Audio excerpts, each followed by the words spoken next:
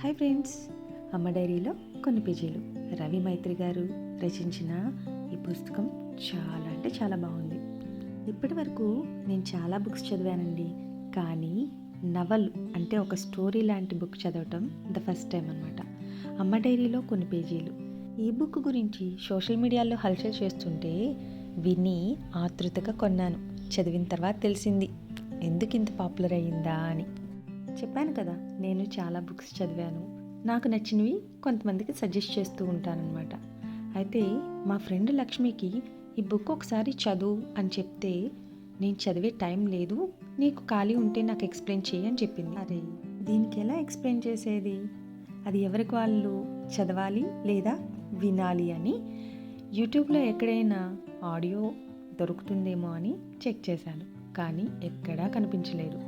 అందుకే నా ఫ్రెండ్తో పాటు మీ అందరి కోసం ఈ బుక్ చదివి వినిపించాలనుకుంటున్నాను. మరి చెప్పడానికి నేను రెడీగానే ఉన్నా.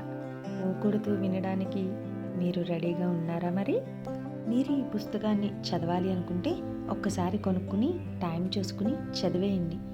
లేదు అంత టైము అనుకుంటే నేను చెప్తాను, వినేసేయండి. మరి మొదలు పెట్టమంటారా? నెక్స్ట్ వీడియోలో బుక్ అంతా ఒక వీడియోలో అయితే అవ్వదు, కానీ కొంచెం కొంచెంగా తాయితేగా చెప్పేస్తాలేండి. మరి వినడానికి మీకు ఒప్పుకుందా? ఏ మాటో తెలియచేసేయండి. అలాగే చూస్తూనే ఉండండి lucky home. Thanks for watching.